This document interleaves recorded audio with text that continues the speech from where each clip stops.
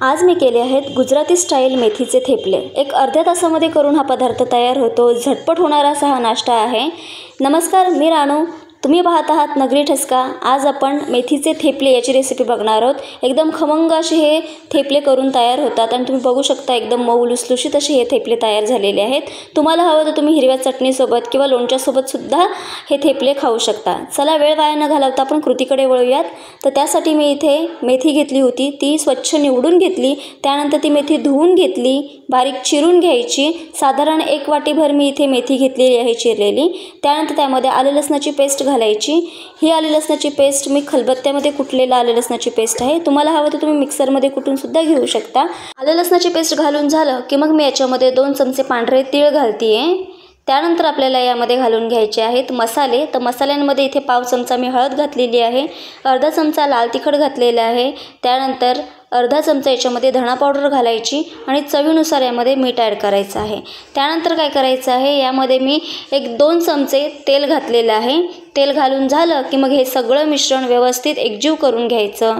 या मेथीला हे सगळे मसाले, आले लसणाची पेस्ट, आपण जे तीळ घातले आहेत ते सगळं व्यवस्थित चोळून घ्यायचं आहे। सगळं व्यवस्थित मिक्स करून झालं की मग याच्यामध्ये घालायचं आहे गव्हाचं पीठ। गव्हाचं पीठ मी इथे अंदाजपंचे घालतीये।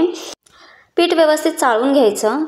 त्यानंतर त्याच्यामध्ये 2 चमचे बेसन पीठ ॲड करायचं आहे आपल्याला। त्यानंतर व्यवस्थित सगळं मिक्स करून घ्यायचं आहे, सगळं व्यवस्थित एकजीव करून घ्यायचं।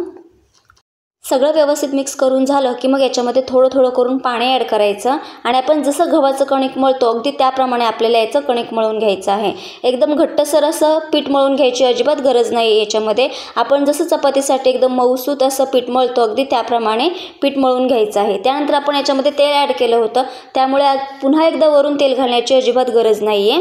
व्यवस्थित हे सगळं मळून झालेलं आहे। याच्यावरती सुती कपडा घालायचा आणि एक अर्ध्या तासांसाठी हे पीठ तसंच भिजत ठेवायचं। अर्धा तास पीठ छान भिजलेलं आहे। आता याचे गोळ्या तयार करून घ्यायचे। आपण चपातीसाठी जसा गोळा घेतो त्यापेक्षा थोडासा बारीक गोळा घ्यायचा। त्यानंतर तो कोरड्या पिठामध्ये डिप करून घ्यायचा आणि याचा हलक्या हाताने आपल्याला पराठा लाटून घ्यायचा। आपण जसे पराठे करतो अगदी त्याप्रमाणे आपल्याला हलक्या हाताने हे लाटून घ्यायचं आहे। एकदम जाडसुद्धा नाही किंवा एकदम पातळ पोळी लाटतो तसंसुद्धा नाही। पराठा आपण बऱ्यापैकी जाड लाटतो, पण आपण हे थेपले तयार करतोय त्यामुळे आपल्याला हे जाडसर ठेवायचे नाही आहे। तुम्ही ते बघू शकता, मी एकदम जास्त जाड नाही किंवा एकदम जास्त पातळसुद्धा नाही अशा पद्धतीने हे लाटून घेतलेलं आहे। इथे मी लोखंडी तवा गरम करून घेतलेला आहे, त्याला वरून तेल लावून घेतलेलं आहे। आता हे थेपले त्याच्यावरती टाकून घ्यायचे। 1 मिनिट झालं की मग परतून घ्यायचं। पुन्हा 1 मिनिट झालं की इकडची साईडसुद्धा पलटून घ्यायची आणि तेल लावून व्यवस्थित दोन्ही साईडनी खरपूस होईपर्यंत हे थेपले भाजून घ्यायचं आहे। तुम्हाला हवं तर तुम्ही तूप किंवा बटरसुद्धा लावू शकता। मी इथे तेलाचा वापर केलेला आहे आणि तुम्ही बघू शकता एकदम खमंग आणि मऊ लुसलुशीत असे हे थेपले तयार झालेले आहेत। तर अशाच पद्धतीने आता बाकीचे सगळे थेपले मी तयार करून घेते।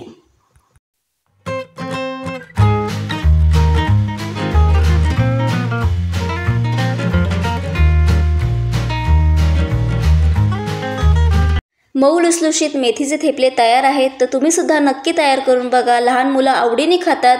व्हिडिओ कसा वाटला हे कमेंटमध्ये मला नक्की सांगा। अजून आपल्या चॅनलला जर का सबस्क्राईब केलं नसेल तर चॅनलला सबस्क्राईब करा।